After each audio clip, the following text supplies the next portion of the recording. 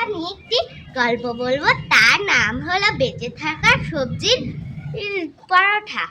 তো একদিন একটা গ্রামে দুটি যমজ মেয়ের মা বাবা মারা গিয়েছিল। তো দুদিন মা বাবা মারা যাওয়ার পর তারা একটা আন্টির বাড়িতে যেত দুদিন ধরে। তো আন্টিটা একদিন রাগের মাথায় বলে ফেললো যে, তোদের কি আর জায়গা মেলে না রে? আমার বাড়িতে মনে হচ্ছে তোদের আশ্রয় হয়ে গেছে, খাওয়ার টাওয়ার কেন তোদের কি আর মন্দিরে যেতে ইচ্ছা করে না? ওখানে যদি তোদেরকে ফ্রিতে একটু খাবার করে দেয়, আর তোদের জন্য তো আমাদের যেন ভাতই নষ্ট হয়ে যাচ্ছে কতগুলো। এই কথা শুনে দুই বোনে খুব মন খারাপ হয়। দিয়ে তারা আস্তে আস্তে একটা হোটেলের কাছে চলে যায়। তো হোটেলে একটা দাদু কাজ করছিলেন, তাদেরকে দেখে এলেন। তো এসে তাদেরকে বলছে যে, তোমরা কি অনেকদিন ধরে কিছু খাওনি নাকি?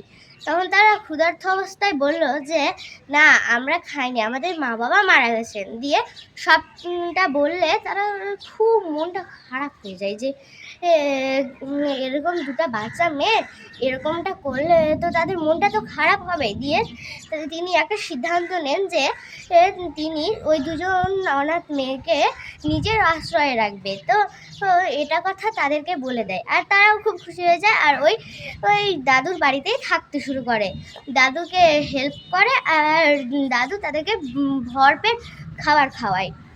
তো ওই হোটেলে শুধু ভাত, বিভিন্ন ধরনের ভাতের সঙ্গে তরকারি আর অনেক রকম আইটেম ছিল, শুধু ভাতেরই কিন্তু। তো একদিন কাকার খুব শরীরটা খারাপ করে।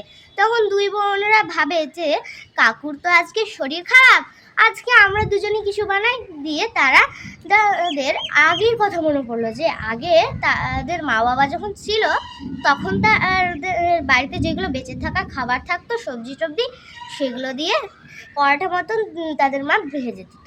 তো তারা কাকাকে বলে দোকানে গেল আর সব সামগ্রী নিয়ে এসে ওটা রান্না করলো। কাকু তো খেয়ে এত ভালো লাগলো যে বললো যে, তোমরা এক কাজ করো, এই পরোটায় আজকে বিক্রি করবে।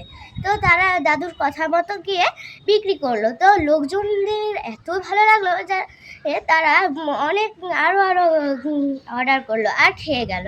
আর কেউ কেউ তো আবার বাড়ির জন্য 10-12টাও নিয়ে নিল পরোটা।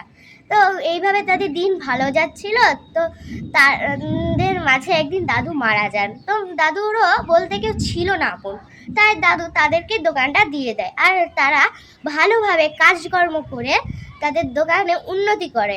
আর এর সঙ্গে তারা অনেক টাকা জমিয়েছিল, আর টাকা দিয়ে তারা বিয়ে করে নেয়। আমরা এই গল্পটা থেকে এই শিক্ষাটাই পেলাম যে, যারা ভালো কাজ করে তাদের সঙ্গে সবসময় ভালোই হয়।